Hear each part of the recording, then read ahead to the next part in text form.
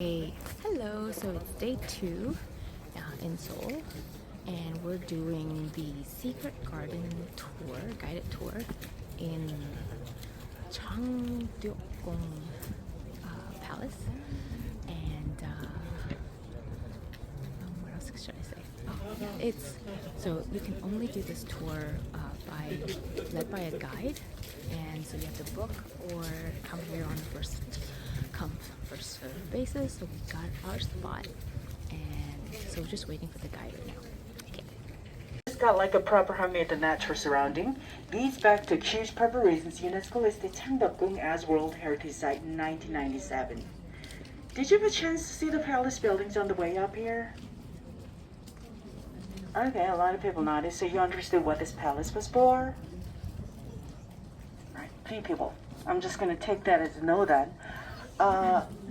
Yeah, in case I was going to give you a little more information of this palace. That's it. This palace, Changdeokgung, was built in 1405 as a sort of like a secondary palace in the beginning, but the most of the palaces in Seoul, 5 of them in total, were completely burned down and destroyed during the Japanese invasion in 1592, which brought the long war for about 7 years. I'm not trying to criticize what country, just telling you whatever really happened back then. So.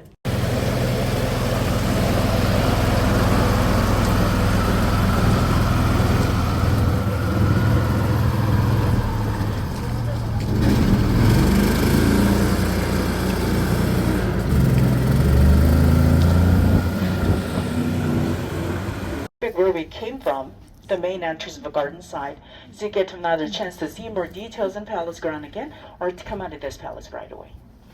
Right? So this tour takes about like an hour and 10 minutes. It's like up to 100 people, but with the size of group, a little less than that. All right, do you have any questions before you go? All right then, please come this way.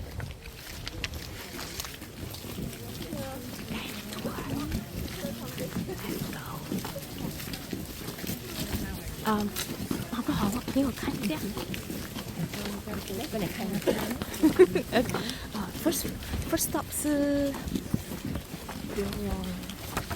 okay. I think. Okay, so the first stop what we're going to is called Pyeonggi Pond and something Pavilion. It's number 10 on the map. So I'll show you more when we get there. As you walk up the path, it's really pretty with the wall like this, and you have really, really old trees. So imagine the foliage over the path. Be really, really nice. Well, now I'm at the back now. Okay, let's go.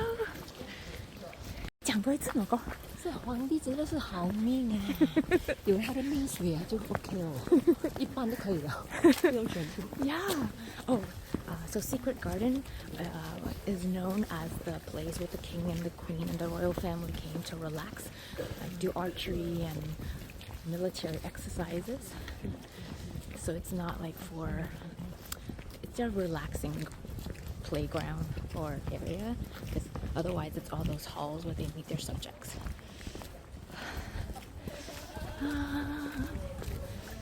So my friend said it's so good to be a king. You have such a nice property to play in, but of course it comes with the responsibility of being a king. So okay, so here's that pond and pavilion. I'm guessing that's the pavilion that she's going to talk about. That one. Okay, let's see what she says. She's letting us take pictures. Yeah. Oh, so that one. I think we'll make our way up there. That must be number. Oh, she's talking. More than 2/3 total palace ground belongs to the garden side, which became the pretty much exclusive area for the royal family retreat or recreation area. That's the reason it's called Sacred Garden or Forbidden Garden. And where we are as the first part of the garden is called Pyeonggi, marked number 10 on the map, which is a name of a pond right next to you. And if you look around this place, you can actually notice that there are 2 different shapes to compose of. Could you find that? The one is that the round island in the middle with the trees around. The other one is like square shape with the surface. These two shapes were created based upon the traditional perception universe back then, because they believed that the sky looked round and the earth looked rectangular. Thus, each shape symbolized the sky and the earth. And the front left that way, you can see that small but beautiful structure building is called Buyongjang. That literally means a lotus flower in full bloom. So if you just look at that one, you can imagine what they try to make it look like. But we actually made a miniature that building down that way, next to that information board, for those who have a low vision, so they could have enough information just by touching them to visualize themselves. But I'm pretty sure you can see that building as well, to see the whole vision of that building.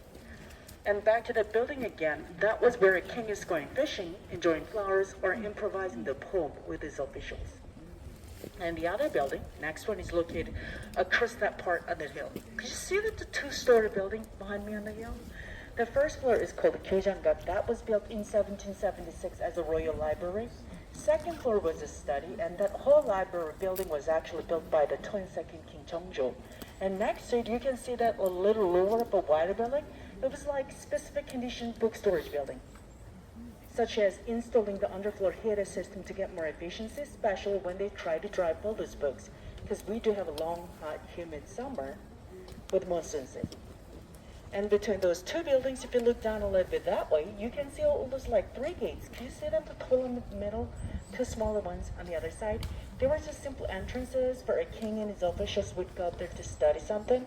But I'm pretty sure you could assume which one was specially made for whom by now, because something comes with three in the palace ground, all those middle ones simply belong to the king. That makes like shorter ones, other ones were for his officials. In their cases, they're supposed to make a bow to get in, because that was another way to show the respect to the king. Because we did strong hard society back then. So everything in this palace ground has something to do with the respect or authority. And the large building is right there. And that building was actually built with facing to the other palace direction.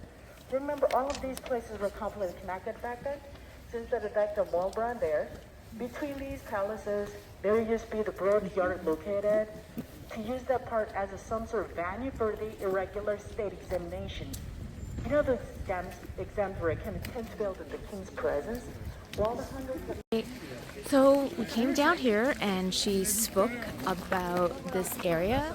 Apparently the king and his subjects would come and do fishing here. There was something about squares and circles and squares. Anyhow, but it's really pretty. But she said something about those three doors over there. She said that the middle door is the bigger door is for the king to enter through, and then the smaller two beside it are for his like servants, his subjects, and they were supposed to bow at the door to get permission to go in. That two-story building is a library, and also the one next to it, it's also like some sort of a storage for books. And what else did she say? And so this is an area that the king would come to and spend a lot of time to relax with his subjects and hang out here. So that's why it's such a popular area.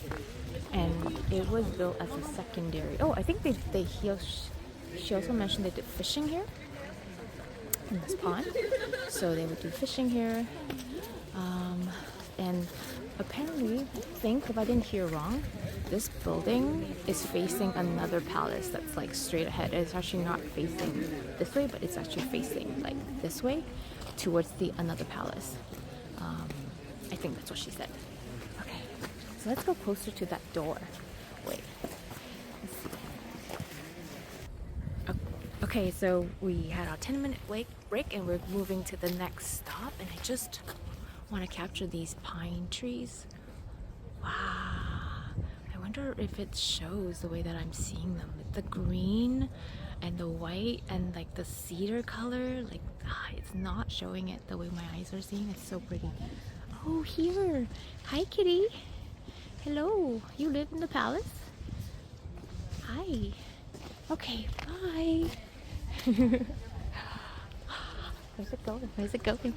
Okay, I gotta go. Okay, yeah, these guys, these are so green, so much greener than what my eyes Oh, what the camera is picking up. This is really pretty. It's like a drawing. Oh, she's talking about something. Okay, let me go. Okay, so we came in here and the tour guide mentioned that this building here belongs to the Crown Prince. Let's try to get a really good close-up of it. So this one, can you see it? Okay, so what she said was his grandfather, so the Crown Prince's grandfather built the library that was the two-story library we saw earlier, and the Crown Prince really wanted to learn to be better at his job, so he picked this spot to build this space for himself to learn to be better for a better king. However, that never happened because he died when he was 20 something, and supposedly the longest king who ever lived would only live to be 46. So it was really tough to rule in Korea back then. And the other thing that she said was this pond. So this pond actually right now is empty, but in the summer it would be filled with lotus flowers. So we have to wait like another 6 months to see that here. And so yeah, there's a lot of history, really cool history. There's a drama that came out 7 years ago, something of the moonlight, that's about a crown prince. And that crown prince in that drama, K-drama, is specifically referring to the crown prince that like in that like is related to that building, little building here. Okay, she's talking. I should go listen. Bye. Okay, so she said this mulberry tree is actually 400 years old. It's one of the oldest trees in the palace. 400 plus years old, and you can see they're holding it up with these metal wire right now. Is it showing up? Am I getting it? Yeah, okay, that's cool. But this is not the oldest tree. The oldest tree in the palace is actually over 700 years old, but except we might not be able to see it. So this is so cool. Look at it. And we really lucked out because we happened to be here after it snowed, so that's why it looks so cool. It looks so pretty with all the snow-covered roof on clay roof. Yeah. Winter Wonderland. This is really pretty. Wow. This little pond here curves, just so pretty, and they're like little gazebos. That one and that one there. Like, see my finger. That one and that one there. It's really pretty. Okay. This whole path is really pretty. Wow, there's one tree that's so straight. Wow. Hey, you. Touch it. So.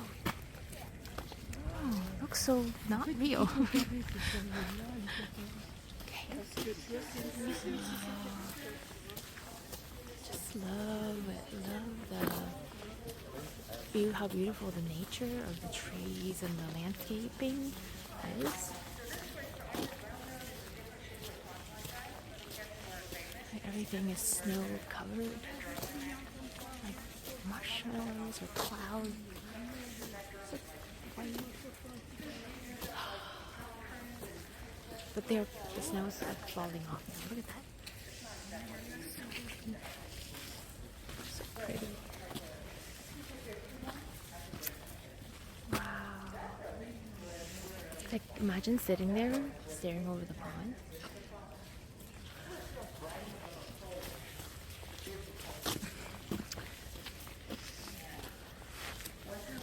I have to use the other hand. This hand is too cold.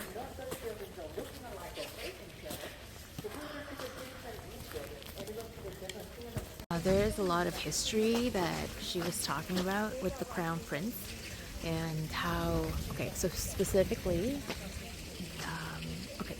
so the people who design the palace try to put the gazebos or the buildings in places where by the water they would have a really nice view.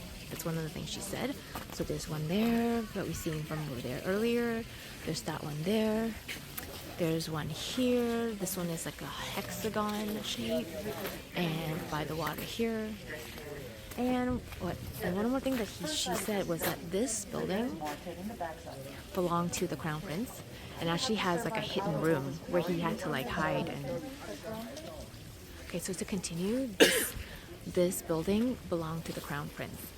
It was his study, and you can see that it's open, but it's actually longer, and there's a hidden room behind it where he would hide, because his life was always in danger, in the sense that they were always power struggle during that time.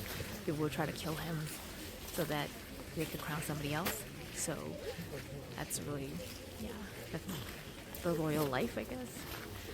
Should we go see it? Let's go see it up close. Okay, here it is. Okay, so let's go see what she was talking about, this hidden room structure. So yeah, you can tell that this is open, but apparently underneath was like where he would hide, or this back part was his bedroom, and then the underneath was where he would hide, to stay safe from being found or assassinated.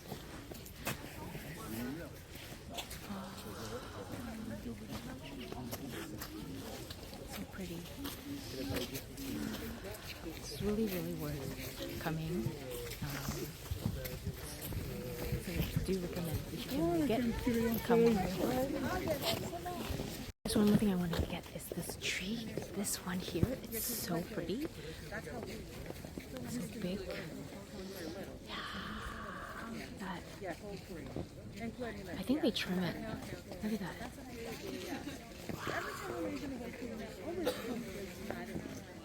This is automatic. Okay.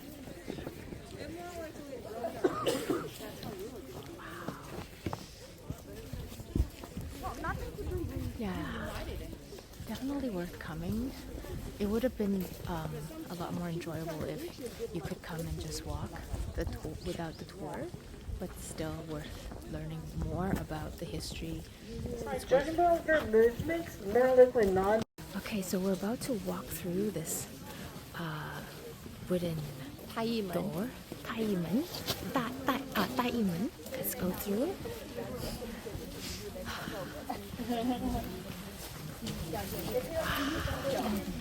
Ooh, be careful. Must look. Oh, look, it's the living quarters. Okay. Okay, so I just wanted to get this part because I actually really like this building. So this structure, or this part of the palace, is completely uncolored, and it's supposedly where the king really wants to come to relax without any just with his 20 closest family members, and very downplayed. So that's why there are no colors on. Everything is in natural finish. This way is for the male quarters, so male guests would stay on that side. That side would be for female guests. So let's keep going. Oh, and here is the stable where they would keep the horses, and the servants would stay in these quarters here, closest to the entrance, because they have to greet the. So these would be the servants' quarters to greet the guests when they come. So we're entering the male guest side, like this. I really like the natural wood finish. So they would eat here and have a banquet here. This is the female side.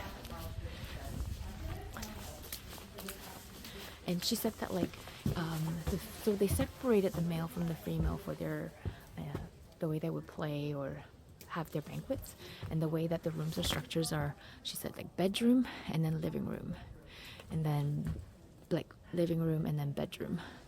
It's really pretty. I'm separated from the rest of my group. Okay. Oh, wow. And this is the latest addition to the palace. It was built in the 1980s. The 1800s. 1980s. Wow. the 1800s, and somebody built a snowman there. Okay. I love the natural finish. So this is where the king would come and hang out. Just really relax. Apparently they're very stressed out as kings. Okay.